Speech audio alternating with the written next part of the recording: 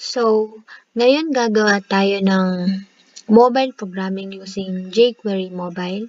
So, itong nakikita niyong doctype HTML, ito, mga basic HTML document structure lang sila ng jQuery. And ito naman yung title natin, which is yung loops and single dimensional array.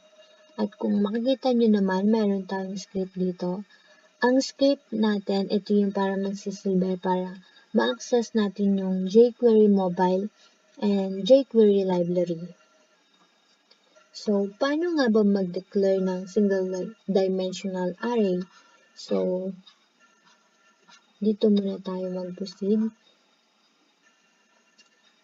Ang di magkamali, di mahagilap, di matulak, di mahanap, at di mapakali. Ito yung tinatawag nating elements na pwede natin ma-access gamit ang index. So, ito yung index 0, index 1, index 2, index 3, and index 4. So, bakit nga ba 0? So, pag nagbibilang kasi tayo using index number, lagi tayo nag-uumpisa sa 0. So, 0, 1, 2, 3, 4. And this one, our L name naman, ito naman yung mga object array natin.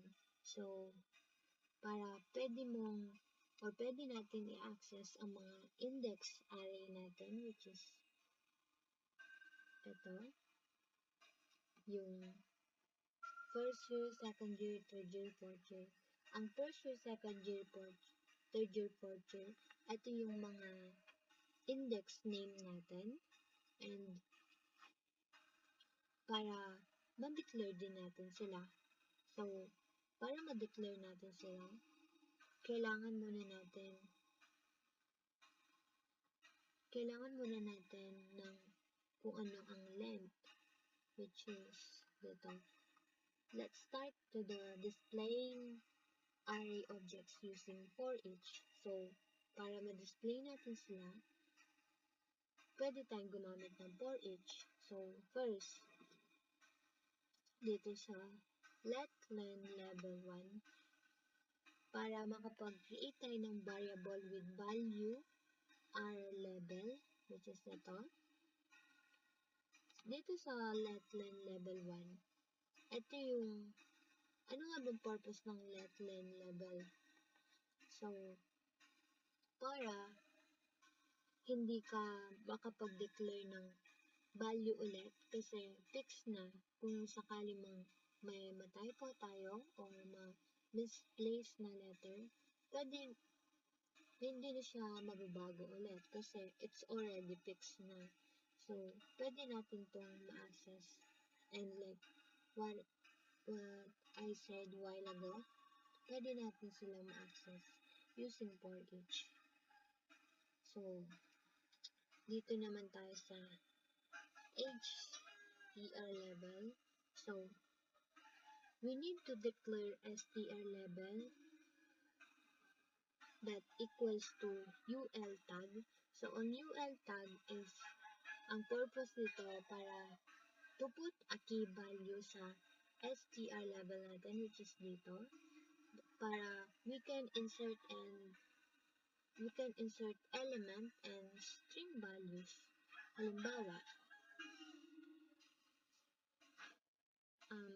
you're going to access first year, second year, third year, and fourth year. So, gagawa muna ako ng str level na ang laman ay yung ul ko, ul tag. So, ma-access mo na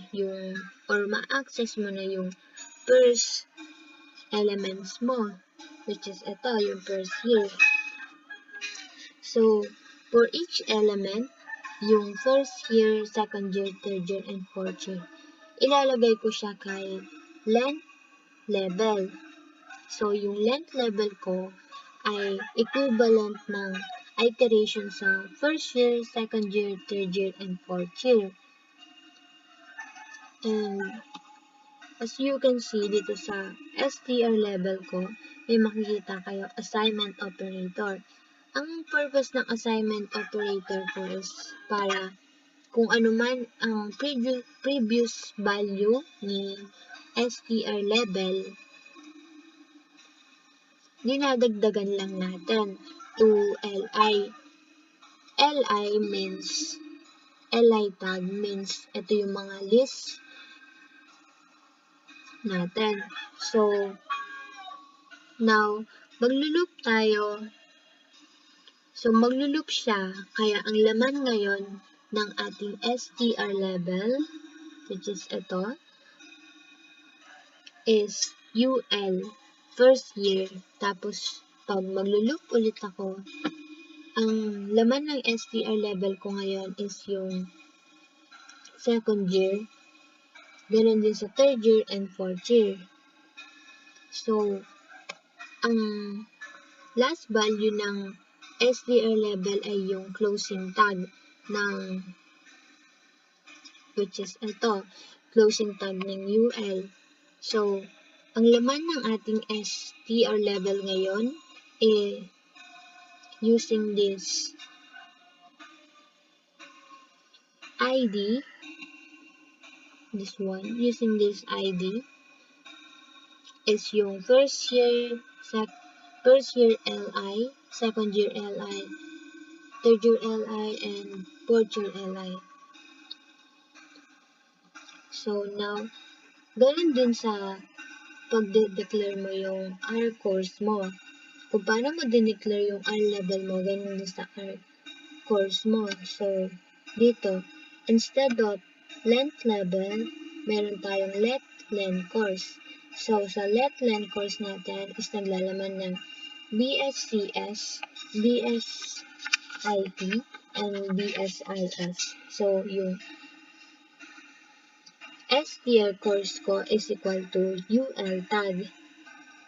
Like, kagaya na sabi ko kanina, yung UL tag is para makapaglagay ako ng key value sa STR course ko, para makapag-insert ako ng element and string value kagaya ng BSCS, BSIT, and BSIS.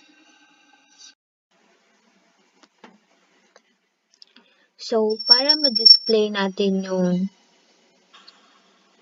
grade slip natin, kailangan natin mag-declare ng ID dito, which is dito sa top natin. So, kailangan natin gumawa o mag-initialize ng, which is ito, yung CTR is equal to 0. Like, kagaya na nabanggit ko kanina, Y0, ito yung index number natin, which is always start to 0. So, dito, yung RL name ulit natin. So, kailangan natin makuha yung RL name, which is ito, yung di magkamali, di mahagilap, di matulak, di mahanap, di mapakali.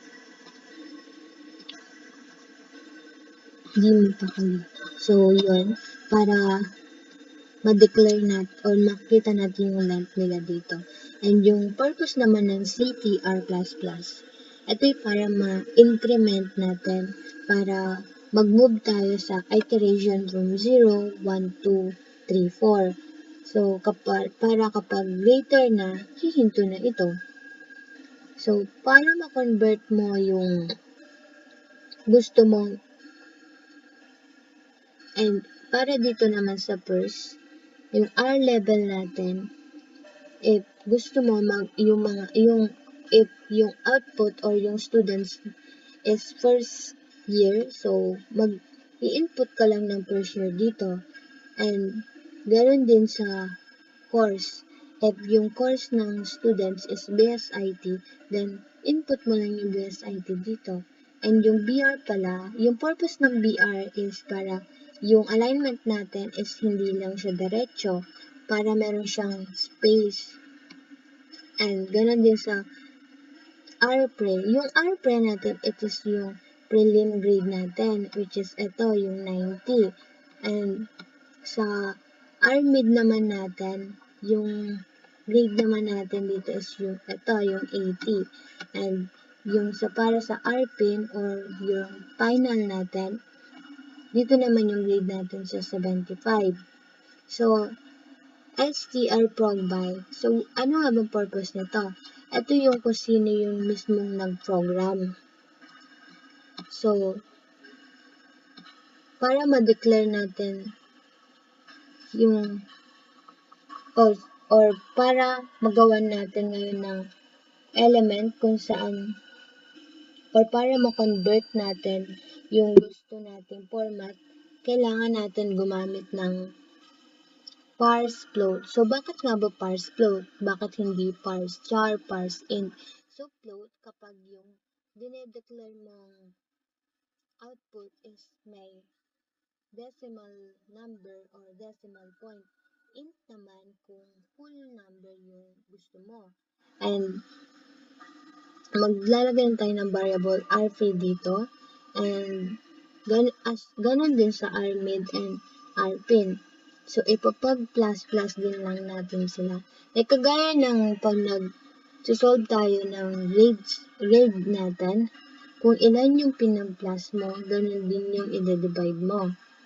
So, pag nakuha mo na yung mismo output mo dito, mag-proceed din tayo sa document. And para makuha natin yung ID niya, ita-target natin yung grade.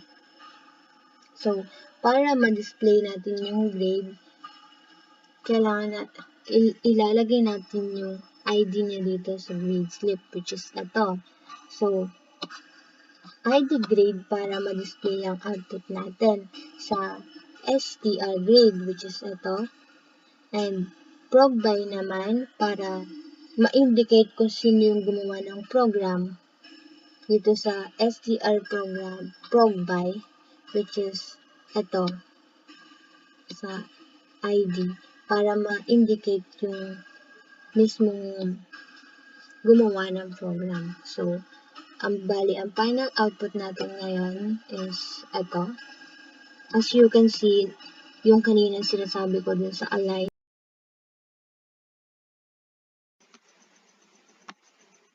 So, as you can see, ito yung final output natin. Yung kanina sinasabi ko dito sa align center, ito yon, which is para gumit-na yung mga output na gusto mo, which is ito, gusto ko na sa gitna yung activity 3 and yung footer natin na copyright. And this the final output